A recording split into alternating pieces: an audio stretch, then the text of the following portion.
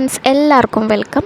അപ്പോൾ ഇന്നത്തെ ഒരു മിഡ് നൈറ്റ് സ്റ്റഡി വ്ളോഗാണ് കേട്ടോ. കാരണം ഇന്ന് ഡേ ടൈമിലൊന്നും എനിക്ക് പഠിക്കാനൊന്നും പറ്റിയിട്ടുണ്ടായിരുന്നില്ല. കാരണം മോൾക്ക് തീരെ സുഖമില്ലാതിരിക്കുകയാണ്. അവൾക്ക് നല്ല ജലദോഷവും അതുപോലെ കഫക്കെട്ട്, കിറീറ വലി അങ്ങനെയുള്ള കാര്യങ്ങളൊക്കെ ഉണ്ട്. അപ്പോൾ ആൾ ഭയങ്കര ആക്റ്റീവായിരുന്നു. ഇപ്പോൾ ഭയങ്കര സൈലൻ്റാണ്. പിന്നെ വാശിയും കരച്ചിലൊക്കെ ഉണ്ട്. അപ്പോൾ നമ്മൾ ഹോസ്പിറ്റലിൽ പോയിട്ടുണ്ടായിരുന്നു കേട്ടോ. അപ്പോൾ ഹോസ്പിറ്റലിൽ പോയ സമയത്ത് ഡോക്ടർ 2 നേരം രാവിലെയും വൈകുന്നേരം നെബുലൈസേഷൻ ചെയ്യണമെന്ന് പറഞ്ഞിട്ടുണ്ടായിരുന്നു. അപ്പോൾ അതിന് വേണ്ടിയിട്ട് ഞങ്ങൾ വന്നതാണ് കേട്ടോ. അപ്പോൾ വരുന്ന വഴിക്ക് എൻ്റെ സിസ്റ്റർ മോള് കിട്ടിയിട്ടുണ്ടായിരുന്നു. അവൾ സ്കൂൾ വിട്ട് വരുന്ന വഴിക്ക് നമ്മൾ കണ്ടിട്ടുണ്ടായിരുന്നു കേട്ടോ. അപ്പോൾ അവളെയും കൂട്ടിയിട്ട് ഞങ്ങൾ ഇങ്ങോട്ട് വന്നതാണ്. അപ്പോൾ അവളെടുത്താണ് വീഡിയോസൊക്കെ. പിന്നെ മോൾക്ക് ഡോക്ടർമാരെ കണ്ടാൽ തന്നെ ഭയങ്കര പേടിയാണ് കേട്ടോ. ഡോക്ടർ നോക്കാൻ തുടങ്ങുമ്പോൾ തന്നെ അവൾ കരയാൻ തുടങ്ങും. അപ്പോൾ അങ്ങനെയൊക്കെ ആയിരുന്നു. പക്ഷേ ഇപ്പോൾ ഇന്നത്തെ ദിവസം എന്താണെന്നറിയില്ല, കുറച്ച് കരച്ചിൽ കുറവായിരുന്നു. എന്നാലും നല്ല ക്ഷീണമൊക്കെ ഉണ്ടായിരുന്നു കേട്ടോ. പിന്നെ ആദ്യമൊക്കെ അവൾ അത് വയ്ക്കാൻ സമ്മതിച്ചിട്ടുണ്ടായിരുന്നു. പിന്നെ അത് കരയാനൊക്കെ തുടങ്ങി. പിന്നെ നമ്മൾ രാവിലെയും വൈകുന്നേരമൊക്കെ ഇങ്ങനെ ഹോസ്പിറ്റലിൽ എന്ന് കൊണ്ട് അങ്ങനെ നടക്കുവാണ്.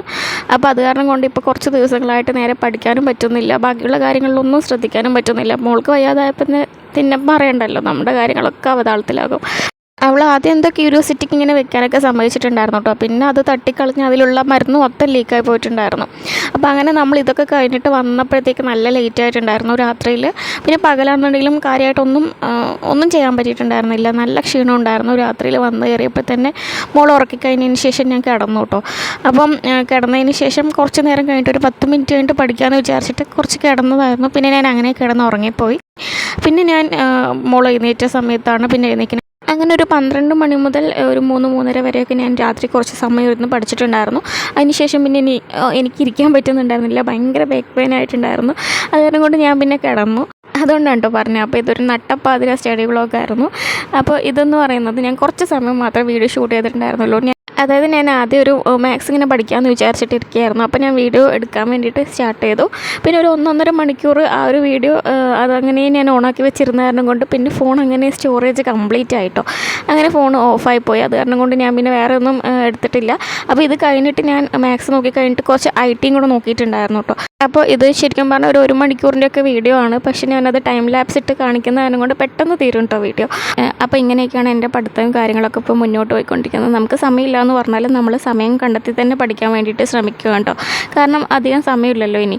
അതുകൊണ്ട് നമ്മളെ കൊണ്ട് ചെയ്യാൻ പറ്റുന്ന എല്ലാ കാര്യങ്ങളും ചെയ്യാന്നുള്ളതാണ്. പിന്നെ നമ്മൾ പഠിക്കാനിരിക്കുമ്പോൾ പ്രത്യേകിച്ച് രാത്രിയിലൊക്കെ ആണെന്നുണ്ടെങ്കിൽ ഇങ്ങനെ നല്ല ലൈറ്റ് ഇട്ട് പഠിക്കുന്നതാണ് കുറച്ചുകൂടെ നല്ലത്. അല്ലാതെ നമ്മൾ മങ്ങിയ വെളിച്ചത്തിലൊക്കെ ഇരുന്ന് പഠിക്കുകയാണെന്നുണ്ടെങ്കിൽ നമുക്ക് പെട്ടെന്ന് ഉറക്കം വരും. അതുപോലെ തന്നെ നമ്മുടെ കണ്ണിനും മനസ്സിനൊക്കെ അത് ഭയങ്കര സ്ട്രെയിനാണ്. പിന്നെ നമ്മൾ പഠിക്കുന്ന സമയത്ത് രാത്രിയിൽ പ്രത്യേകിച്ചും ഇങ്ങനെ ഒരു സ്പ്രേ ബോട്ടിൽ അടുത്ത് വെക്കുന്നത് നല്ലതാണ് കേട്ടോ. കാരണം പ്രത്യേകിച്ചും രാത്രി ആയത് കാരണം കൊണ്ട് നമുക്കിങ്ങനെ ഇടയ്ക്കിടയ്ക്ക് ഇങ്ങനെ ഉറക്കം വന്നുകൊണ്ടേയിരിക്കും. ഉറക്കം വന്നിട്ടില്ലെങ്കിൽ നമുക്ക് പെട്ടെന്ന് നമ്മൾ ടയേർഡാവുന്ന പോലെയൊക്കെ ഫീൽ ചെയ്യും. അപ്പോൾ നമ്മളിതൊന്ന് മുഖത്തൊന്ന് സ്പ്രേ ചെയ്ത് കൊടുക്കുകയാണെന്നുണ്ടെങ്കിൽ പെട്ടെന്ന് നല്ലൊരു റിഫ്രഷ്മെൻറ്റ് കിട്ടും കേട്ടോ. നിങ്ങൾ കണ്ടിട്ടുണ്ടാവും ഇങ്ങനെ ഒരു സ്പ്രേ ബോട്ടിൽ നമ്മൾ മുമ്പും ഇതുപോലുള്ള വീഡിയോസിലൊക്കെ കാണിച്ചിട്ടുണ്ട്. അപ്പോൾ ഇതിൽ നല്ല പച്ചവെള്ളം, നല്ല തണുത്ത വെള്ളം ആക്കി വെക്കുകയാണെന്നുണ്ടെങ്കിൽ നമുക്കത് ഭയങ്കര യൂസ്ഫുൾ ആയിരിക്കും കേട്ടോ. അപ്പോൾ നിങ്ങൾ ചെയ്തിട്ടില്ലെങ്കിൽ നിങ്ങളൊന്ന് ചെയ്ത് നോക്കുക. പിന്നെ ഇപ്പം ഞാൻ ചെയ്ത് നോക്കിക്കൊണ്ടിരിക്കുന്നത് മാത്സ് ആണ്. അപ്പോൾ മാത്സ് ഞാൻ റിവിഷനാണ് കേട്ടോ ചെയ്തുകൊണ്ടിരിക്കുന്നത്. റിവിഷൻ മാത്രമല്ല, എൻ്റെ മാത്സിൽ എനിക്ക് 1-2 ബുക്സ് ഉണ്ട്, 2-3 നോട്ടും അതുപോലെ തന്നെ ഒരു ഗൈഡും ഉണ്ട്. അപ്പോൾ പലതിലും പല ക്വസ്റ്റ്യൻസ് ഇങ്ങനെ ചെതറി കിടക്കുകയാണ് കേട്ടോ. അപ്പോൾ എല്ലാം കൂടെ ഒന്ന് സോർട്ട് ചെയ്തിട്ട് ഞാനിപ്പം റിവിഷൻ പോലെ ഞാൻ പുതിയ ബുക്കിൽ നോട്ട് എഴുതിക്കൊണ്ടിരിക്കുകയാണ്. നോട്ട് എഴുതുന്നതിനോടൊപ്പം തന്നെ ഞാൻ പഠിച്ചു പോകുന്നുണ്ട്. അതുപോലെ തന്നെ അത് പ്രാക്ടീസ് ചെയ്യുന്നത് തന്നെ ഒന്നും കൂടെ നമ്മുടെ തലയിൽ അത് കയറാനും ഒക്കെ നല്ലതാണല്ലോ. അപ്പോൾ ഞാൻ ഇങ്ങനെ ക്വസ്റ്റ്യൻസ് ഇങ്ങനെ ഇംഗ്ലീഷിൻ്റെ ആണെന്നുണ്ടെങ്കിലും മാത്സിൻ്റെ ആണെന്നുണ്ടെങ്കിലും ക്വസ്റ്റ്യൻസ് അതുപോലെ കുറച്ച് തിയറീസൊക്കെ ആയിട്ട് ഇങ്ങനെ നോട്ട്സ് എഴുതിക്കൊണ്ടിരിക്കുന്നുണ്ട്. അപ്പോൾ അത് കാരണം കൊണ്ട് ഇപ്പോൾ ഫുൾ നോട്ട് എഴുത്താണ് നടന്നുകൊണ്ടിരിക്കുന്നത്. വലിയ പഠിത്തം അതുപോലെ ഇപ്പം ഞാൻ എക്സാം എഴുതുന്നതും വളരെ കുറവാണ്. ഒരു 2 ആഴ്ചയായിട്ട് തീരെ ക്വസ്റ്റ്യൻ പേപ്പേഴ്സ് ചെയ്ത് നോക്കാറില്ല കേട്ടോ. പിന്നെ ഞാൻ ക്വസ്റ്റ്യൻ പേപ്പേഴ്സ് ചെയ്യുന്നതൊക്കെ ഫുൾ പ്രീവിയസ് ഇയർ ക്വസ്റ്റ്യൻസ് ആണ്. അപ്പം നിങ്ങൾ ചോദിച്ചിട്ടുണ്ടായിരുന്നു ഞാൻ തൊഴിൽ വാർത്ത, തൊഴിൽ വീതി അതൊന്നും യൂസ് ചെയ്യാറില്ലെന്ന്. അപ്പോൾ ഞാൻ അതൊന്നും ഒട്ടും യൂസ് ചെയ്യാറില്ല കേട്ടോ. കാരണം എനിക്ക് തോന്നിയിട്ടുള്ള കാര്യം ഞാൻ പറയാം. ഞാൻ PSC പഠിക്കാൻ തുടങ്ങിയ സമയത്ത് 1-2 വോളിയൂംസ് ഇങ്ങനെ വാങ്ങിച്ചിട്ടുണ്ടായിരുന്നു എന്ന് മാത്രമേ ഉള്ളൂ. അത് ഞാൻ PSC ഒരു 3 വർഷം മുമ്പ് 1-2 വോളിയൂംസ് ഞാൻ യൂസ് ചെയ്തിട്ടുണ്ടായിരുന്നുള്ളൂ, അത്രയേ ഉള്ളൂ. അതിൽ കൂടുതലൊന്നും ഞാൻ തൊഴിൽ വാർത്ത, തൊഴിൽ വീതി ഒന്നും ഞാൻ യൂസ് ചെയ്തിട്ടില്ല. കാരണം എനിക്ക് എപ്പോഴും തോന്നിയിട്ടുള്ളത് പ്രീവിയസ് ക്വസ്റ്റ്യൻസ്, നമ്മുടെ PSCയുടെ പ്രീവിയസ് ക്വസ്റ്റ്യൻസും പിന്നെ തൊഴിൽ വാർത്ത, തൊഴിൽ വീതി പോലുള്ള തൊഴിൽ പ്രസിദ്ധീകരണങ്ങളിൽ വരുന്ന മോഡൽ ക്വസ്റ്റ്യൻസ്, അതായത് മോക്ക് ടെസ്റ്റുകളും തമ്മിൽ ആനയും ആമയും പോലുള്ള വ്യത്യാസമുണ്ട്. നല്ല നല്ല വ്യത്യാസമുണ്ട്.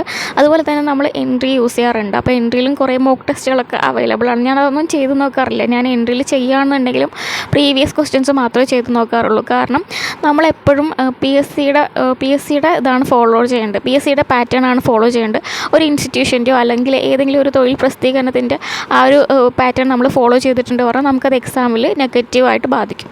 അതെനിക്ക് ഒരുപാട് അനുഭവം ഉണ്ടായിട്ടുണ്ട്. കാരണം മുന്നത്തെ കഴിഞ്ഞ LDC എക്സാമിന് ഞാൻ പഠിച്ചുകൊണ്ടിരിക്കുന്ന സമയത്ത് ഞാൻ ഒരുപാട് മോക്ക് ടെസ്റ്റുകൾ എഴുതുമായിരുന്നു. അതെങ്ങനെയെന്ന് വെച്ചാൽ ഓരോ ഇൻസ്റ്റിറ്റ്യൂഷൻസ് ഉണ്ടാവുമല്ലോ, ലക്ഷ്യ, ടാലൻറ്റ് പോലുള്ള ഇൻസ്റ്റിറ്റ്യൂഷൻസൊക്കെ മോഡൽ ക്വസ്റ്റ്യൻസ് എന്ന് പറഞ്ഞിട്ടുള്ള പുസ്തകങ്ങൾ ഇറക്കുമായിരുന്നു. അത് വാങ്ങിച്ചിട്ട് അത് ഓരോരോ ക്വസ്റ്റ്യൻ പേപ്പേഴ്സായിട്ട് ഇങ്ങനെ കുറേ ചെയ്ത് നോക്കിയിട്ടുണ്ടായിരുന്നു കേട്ടോ. അപ്പോൾ നമ്മളങ്ങനെ കുറേ അവരുടെ ഇങ്ങനെ ചെയ്ത് നോക്കുമ്പോഴത്തേക്ക് നമ്മൾ ആ ഒരു പാറ്റേണിലേക്ക് നമ്മുടെ ചിന്താഗതിയും നമ്മുടെ പഠന രീതിയും മാറിക്കൊണ്ടിരിക്കും. അപ്പോൾ അതെന്തായാലും നമ്മുടെ പഠനത്തിനെ എഫക്റ്റ് ചെയ്യാൻ പോകുന്നത് നെഗറ്റീവായിട്ടായിരിക്കും. ആ ഒരു രീതിയിലായിരിക്കില്ല നമ്മുടെ PSCയുടെ ക്വസ്റ്റ്യൻസ് വരാൻ പോകുന്നത്. അപ്പോൾ നിങ്ങൾ എപ്പോഴും ഫോളോ ചെയ്യേണ്ടത് നമ്മുടെ സിലബസ് ബേസ്ഡ് ആയിട്ടുള്ള ബുക്സും അതുപോലെ തന്നെ സിലബസ് ബേസ്ഡ് ആയിട്ടുള്ള നമ്മുടെ പ്രീവിയസ് ഇയർ ക്വസ്റ്റ്യൻസും ആണ്. പിന്നെ മോക്ക് ടെസ്റ്റുകൾ ചെയ്യുന്നത് തെറ്റാണ് എന്നല്ല പറയുന്നത്, എന്നാലും നമുക്ക് അതിനേക്കാളും നമ്മൾ ഇമ്പോർട്ടൻസ് കൊടുക്കേണ്ടത് നമ്മുടെ പ്രീവിയസ് ക്വസ്റ്റ്യൻസിനാണ് കേട്ടോ.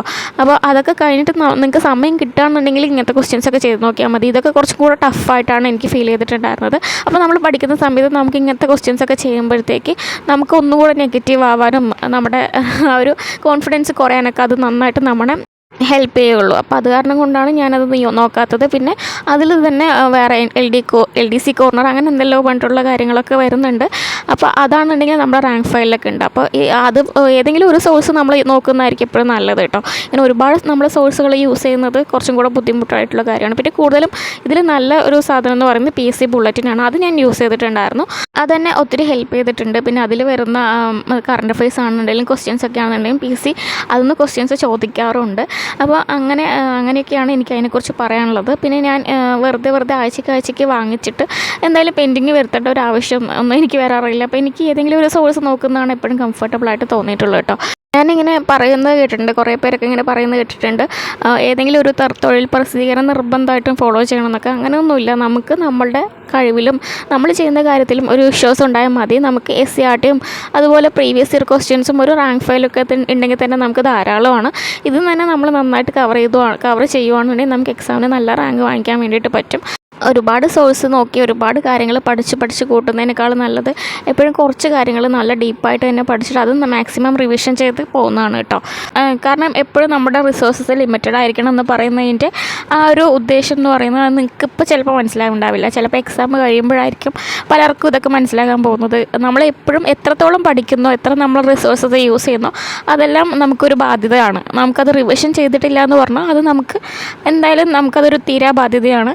നമുക്ക് പല കാര്യങ്ങളും എക്സാമിന് പോകുമ്പോൾ കിട്ടില്ല, അങ്ങനെയൊക്കെ വരും. പിന്നെ നമ്മളിങ്ങനെ ഓരോ ആഴ്ചയിലെടുത്ത് തൊഴിൽ വാർത്തയും തൊഴിൽ വീതിയൊക്കെ എടുത്ത് റിവിഷൻ ചെയ്യേണ്ടി വരും. അതൊക്കെ നമുക്ക് ഭയങ്കര ബുദ്ധിമുട്ടായിട്ടുള്ള കാര്യമാണ്. അപ്പോൾ അതിനേക്കാളും നല്ലത് ഒരു റാങ്ക് ഫയൽ യൂസ് ചെയ്യുക എന്നുള്ളതാണ് കേട്ടോ. അങ്ങനെ അല്ലാന്ന് അഭിപ്രായമുള്ളവരും ഉണ്ടാവും കേട്ടോ. അവരൊക്കെ ഇനി വന്നതിൽ ചീത്ത വിളിക്കല്ലേ. അപ്പോൾ ഞാൻ എൻ്റെ ഒരു കാര്യം പറയുകയാണെന്നുണ്ടെങ്കിൽ ഞാനിതൊന്നും യൂസ് ചെയ്യാതെ തന്നെയാണ് ഇത്രയും നാൾ മുന്നോട്ട് പോയിട്ടുണ്ടായിരുന്നത്. അപ്പോൾ അതൊക്കെ യൂസ് ചെയ്യാൻ പറ്റാത്ത എനിക്ക് എന്താണെന്ന് വെച്ചാൽ അത് ആഴ്ചയ്ക്ക് കിട്ടാനും വഴിയില്ല. അതുപോലെ തന്നെ പിന്നെ പൈസ ചിലവുള്ള കാര്യമാണല്ലോ, നമുക്ക് ആഴ്ചയ്ക്ക് പൈസ കൊടുക്കേണ്ടി വരും.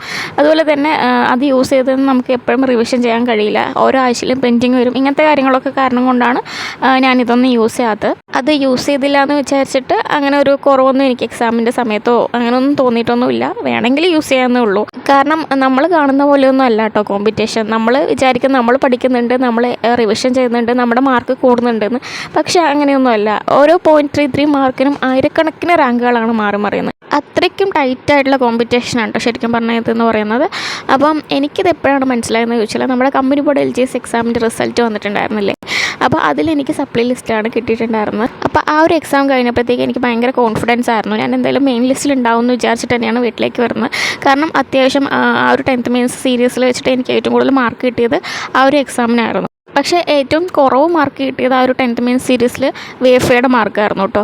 പക്ഷേ അതിൽ ഞാൻ സപ്ലി ലിസ്റ്റിൽ വന്നിട്ടുണ്ടായിരുന്നു. കാരണം VFAയുടെ കോമ്പറ്റീഷൻ എന്ന് പറയുന്നത് പാലക്കാട് ജില്ലയിൽ മാത്രം ഏകദേശം ഒരു 4000 പേരുടെ കോമ്പറ്റീഷന് ഉണ്ടായിരുന്നുള്ളൂ. അതുപോലെ എല്ലാ കമ്പനി ബോർഡ് LGS എന്ന് പറയുന്നത് അത് ഓൾ കേരള ലിസ്റ്റ്. അത് കാരണം കൊണ്ട് 50,000-ഓളം കാൻഡിഡേറ്റ്സ് ആ ഒരു എക്സാം അപ്രോച്ച് ചെയ്തിട്ടുണ്ടായിരുന്നു. അപ്പോൾ അത് കാരണം കൊണ്ടാണ് നമ്മുടെ എത്ര മാർക്ക് കൂടുതലാണെന്ന് പറഞ്ഞാലും നമ്മൾ പിന്തള്ളപ്പെടുന്നത് കേട്ടോ. നമ്മൾ അതിനുശേഷം റാങ്ക് ഹോൾഡേഴ്സ് ഗ്രൂപ്പൊക്കെ അതിലൊക്കെ നമ്മൾ ജോയിൻ ചെയ്യുമല്ലോ. അപ്പോൾ അതിലിങ്ങനെ ഇങ്ങനെ അവർ സർവേ ഒക്കെ നടത്താറുണ്ട്. അപ്പോൾ ഇങ്ങനെ സർവേ റിസൾട്ടൊക്കെ വരുമ്പോഴത്തേക്ക് അതിലിങ്ങനെ കാണാറുണ്ട്. അപ്പോൾ എല്ലാവരും സർവേ അറ്റൻഡ് ചെയ്യുന്നൊന്നുമില്ല എക്സാം എഴുതിയ എല്ലാവരും. എന്നാലും നമുക്കതിൽ കാണാൻ പറ്റും ഒരേ മാർക്ക് റേഞ്ചുള്ള ഒരു 500 പേരെങ്കിലും ഉണ്ടാകും. അപ്പോൾ അതിന് ശേഷം ഒരു ചെറിയൊരു 0.33 മാർക്ക് കുറഞ്ഞ ആളുടെ റാങ്ക് കുറഞ്ഞു പോകത്തല്ലേ ഉള്ളൂ. അപ്പോൾ അത്രയും കോമ്പറ്റീഷനാണ് ഓൾ കേരള എക്സാമിനുള്ളത്. പിന്നെ ഇപ്പോൾ യൂട്യൂബിലൊക്കെ കാണാറുണ്ട് അപേക്ഷകരുടെ എണ്ണം കുറഞ്ഞത് കാരണം കൊണ്ട് സാധ്യത കൂടിയെന്നൊക്കെ. അങ്ങനെ സാധ്യതയൊന്നും കൂട്ടിയിട്ടില്ല കേട്ടോ. കാരണം എക്സാമിന് സീരിയസ് ആയിട്ട് അപ്രോച്ച് ചെയ്യുന്നവർ ഒരിക്കലും ഇതൊന്നും പിന്മാറിയിട്ടുണ്ടാവില്ല. അവരുടെ കോമ്പറ്റീഷനാണ് നമുക്ക് ബീറ്റ് ചെയ്യാനുള്ളത്. അതുകൊണ്ട് എല്ലാവരും നന്നായിട്ട് തന്നെ തയ്യാറെടുത്തോളുക. പിന്നെ ഇത് കിട്ടാൻ വേണ്ടിയിട്ട് ഓൺലൈൻ അല്ലെങ്കിൽ ഓഫ്ലൈൻ കോച്ചിങ്ങിന് പോകണം എന്ന് വിശ്വസിക്കുന്ന ആൾക്കാർക്കുണ്ട്. അപ്പോൾ അങ്ങനെ ഒന്നും ഒരു നിർബന്ധമൊന്നുമില്ല. ഓൺലൈൻ ആണെന്നുണ്ടെങ്കിൽ കുറച്ചും കൂടെ സ്ട്രക്ചറായിട്ട് കാര്യങ്ങൾ കിട്ടും. ഓഫ്ലൈൻ ആണെന്നുണ്ടെങ്കിൽ കുറച്ചും കൂടെ കോമ്പറ്റീഷൻ മൈൻഡ് നമുക്ക് വരും. അങ്ങനെ കുറച്ച് കാര്യങ്ങൾ മാത്രമേ അതിൽ വരുന്നുള്ളൂ. ഇതൊന്നും ഇല്ലെങ്കിൽ നമുക്ക് തയ്യാറെടുക്കാൻ ഒരു മനസ്സുണ്ടെന്ന് പറഞ്ഞാൽ നമുക്കിതെല്ലാം കിട്ടും. അത് ഞാൻ എന്താ അങ്ങനെ പറഞ്ഞതെന്ന് വെച്ചാൽ, ഞാൻ പണ്ട് ഓഫ്ലൈൻ കോച്ചിങ്ങിന് പോയിട്ടുണ്ടായിരുന്നു ഒരു 3-4 മാസം. അപ്പോൾ അവിടെ കുറച്ച് സീനിയേഴ്സ് ഉണ്ടായിരുന്നു കേട്ടോ നമ്മുടെ. അപ്പോൾ അവരൊക്കെ ഭയങ്കര പഠിപ്പിസ്റ്റുകളായിരുന്നു കേട്ടോ. നമ്മൾ കാണുമ്പോൾ തന്നെ മനസ്സിലാവും. അവർ രാവിലെ മുതൽ വൈകുന്നേരം വരെ ഇരുന്ന് പഠിക്കും. അതുപോലെ രാത്രി അവിടെ തന്നെ താമസിച്ചിരുന്ന് പഠിക്കും. പിന്നെ പിറ്റേ ദിവസം ക്ലാസ് ഇല്ലാത്ത ദിവസം വന്ന് പഠിക്കും. എല്ലാ ക്വസ്റ്റ്യൻസിനും അവർക്ക് ആൻസേഴ്സ് ഉണ്ട് കേട്ടോ. അപ്പോൾ അങ്ങനെ ഭയങ്കര അവരെ കാണുമ്പോൾ തന്നെ നമ്മുടെ കോൺഫിഡൻസ് ഒക്കെ പോകും. അങ്ങനെ അവരെയൊക്കെ കണ്ടിട്ടാണ് ശരിക്കും പറഞ്ഞാൽ ആ ഒരു കോമ്പറ്റീഷൻ ഫീൽ ചെയ്യുന്നതും കുറച്ചും കൂടെ ആത്മാർത്ഥതയോടെ പഠിക്കണം എന്ന് വിചാരിക്കുന്നതൊക്കെ. അപ്പോൾ അവരിങ്ങനെ പഠിക്കുന്നതാണ്. ഏത് നേരവും തൊഴിൽ വാർത്ത, തൊഴിൽ വേദി അല്ലാന്നുണ്ടെങ്കിൽ എന്തെങ്കിലുമൊക്കെ അവരിങ്ങനെ ചെയ്തുകൊണ്ടേ ഇരിക്കുന്നതാണ് കേട്ടോ. അപ്പോൾ അങ്ങനെയുള്ള കുറേ ചേട്ടന്മാരൊക്കെ ഉണ്ടായിരുന്നു. ഇപ്പോഴും അവരുമായിട്ട് കോൺടാക്റ്റൊക്കെ ഉണ്ട്. എന്തെങ്കിലുമൊക്കെ ഡൗട്ടൊക്കെ ചോദിക്കാൻ വേണ്ടിയിട്ട് അവരെ കോൺടാക്റ്റ് ചെയ്യാറുണ്ട്. അപ്പോൾ അവർ ഇപ്പോഴും പഠിച്ചുകൊണ്ടിരിക്കുകയായിരുന്നു. ഇപ്പോഴും ആ ഒരു ഇൻസ്റ്റിറ്റ്യൂഷനിൽ അവരുണ്ട്. അപ്പം അതിൽ കുറേ പേർക്കൊക്കെ ജോലി കിട്ടിയിട്ടുണ്ടായിരുന്നു. അതിൽ കുറേ പേരൊക്കെ ഇപ്പോൾ നമ്മുടെ കമ്പനി ബോർഡ് LGSലും അതുപോലെ VFയിലൊക്കെ ലിസ്റ്റിൽ വന്നിട്ടുണ്ട്. കമ്പനി ബോർഡ് ലിസ്റ്റിൻ്റെ കാര്യം പറയുകയാണെങ്കിൽ ഏകദേശം ഒരു 500 ആ ഒരു റേഞ്ചിലാണ്, മെയിൻ ലിസ്റ്റിലാണ് അവർ വന്നിട്ടുള്ളത്. അതുപോലെ VFയുടെ കാര്യം പറയുകയാണെന്നുണ്ടെങ്കിൽ സപ്ലൈ ലിസ്റ്റിലാണ് കേട്ടോ. First rank, second rank, third rank അങ്ങനെയൊക്കെയാണ് വന്നിട്ടുള്ളത് കേട്ടോ. അപ്പോൾ അവരിപ്പോഴും കണ്ടിന്യൂസ് ആയിട്ട് ഒരു 3 വർഷത്തോളം ഇപ്പോഴും ആ ഒരു ഇൻസ്റ്റിറ്റ്യൂഷനിൽ കണ്ടിന്യൂ ചെയ്ത് പഠിച്ചുകൊണ്ടിരിക്കുകയാണ്. അതുകൊണ്ട് അവർക്ക് സ്ഥിരോത്സാഹം ഇപ്പോഴും ഉണ്ടെന്ന് വേണമെങ്കിൽ പറയാം.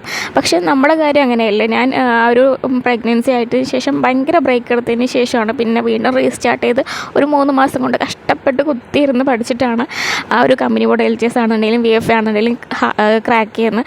സോ ഞാൻ ആ ഒരു ടൈമിൽ ഓൺലൈൻ അല്ലെങ്കിൽ ഓഫ്ലൈൻ കോച്ചിങ് ഒന്നും പോയിട്ടുണ്ടായിരുന്നില്ല, ഒന്നും ചെയ്തിട്ടുണ്ടായിരുന്നില്ല. എൻ്റെ സെൽഫ് സ്റ്റഡി, എൻ്റെ ഹാർഡ് വർക്കിനെന്ന് പറയുന്ന ഒരു കോംപ്രമൈസും ഉണ്ടായിരുന്നില്ല. മുമ്പ് പഠിച്ചതിൻ്റെ ഇരട്ടി ഹാർഡ് വർക്ക് ഇട്ടിട്ടാണ് ഞാൻ ഈ കാര്യങ്ങളെല്ലാം കംപ്ലീറ്റ് ചെയ്തിട്ടുണ്ടായിരുന്നത്.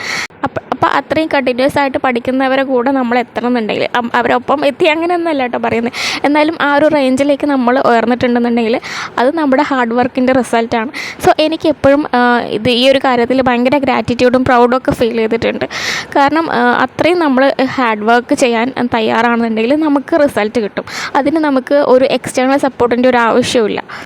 അപ്പോൾ ഈ കാര്യങ്ങളൊക്കെ ഞാൻ എൻ്റെ ലൈഫിൽ എക്സ്പീരിയൻസ് ചെയ്ത് ഓരോ സിറ്റുവേഷൻസിലൂടെ എക്സ്പീരിയൻസ് ചെയ്തിട്ട് അറിഞ്ഞിട്ടുള്ള കാര്യങ്ങളാണ്. നമുക്ക് ഹാർഡ് വർക്ക് ചെയ്യാൻ മനസ്സുണ്ടെന്ന് പറഞ്ഞാൽ നമുക്ക് എന്തായാലും അതിൻ്റെ റിസൾട്ട് കിട്ടുന്നുള്ളത്. ഈ കാര്യങ്ങളൊക്കെ നിങ്ങളിലേക്കും കൂടെ ഒന്ന് എത്തിക്കുക എന്നുള്ളതാണ് എൻ്റെ ലക്ഷ്യം. ഞാനതൊക്കെ എൻ്റെ എക്സ്പീരിയൻസിൽ കൂടെ തന്നെ പറയുന്നതാണ്, അല്ലാതെ വെറുതെ ഒന്ന് പറയുന്നതൊന്നും അല്ല കേട്ടോ. അപ്പോൾ നിങ്ങളെന്തായാലും നന്നായിട്ട് തന്നെ തയ്യാറെടുത്തോളുക. നിങ്ങൾക്ക് ഹാർഡ് വർക്ക് ചെയ്യാൻ ഒരു മനസ്സുണ്ടെന്ന് പറഞ്ഞാൽ നിങ്ങളുടെ ഹാർഡ് വർക്ക് ഉറപ്പായിട്ടും പേ ചെയ്യുന്നതാണ്.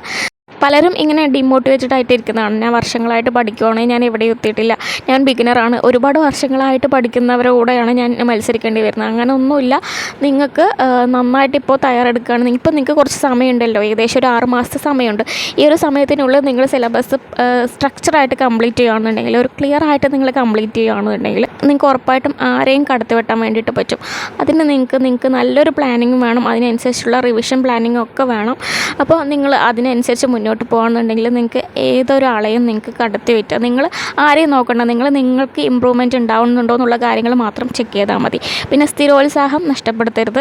എപ്പോഴും സെൽഫ് മോട്ടിവേറ്റഡ് ആയിട്ടിരിക്കുക, സെൽഫ് ബിലീവ് ആയിട്ടിരിക്കുക. നിങ്ങൾക്ക് നിങ്ങളെ വിശ്വാസം ഇല്ലെന്നുണ്ടെങ്കിൽ വേറെ ആരെങ്കിലും നിങ്ങളെ വിശ്വസിക്കും. ആദ്യം നിങ്ങളെ തന്നെ വിശ്വസിക്കുക. ജയിക്കുമെന്ന് ഉറച്ച വിശ്വാസത്തോടെ തന്നെ മുന്നോട്ട് പോവുക. നിങ്ങൾക്ക് എന്തായാലും നേടാൻ പറ്റും. അപ്പോൾ അത്രയേ ഉള്ളൂ നമ്മുടെ ഇന്നത്തെ വീഡിയോ. വീണ്ടും കാണുമായിരിക്കും. ബൈ.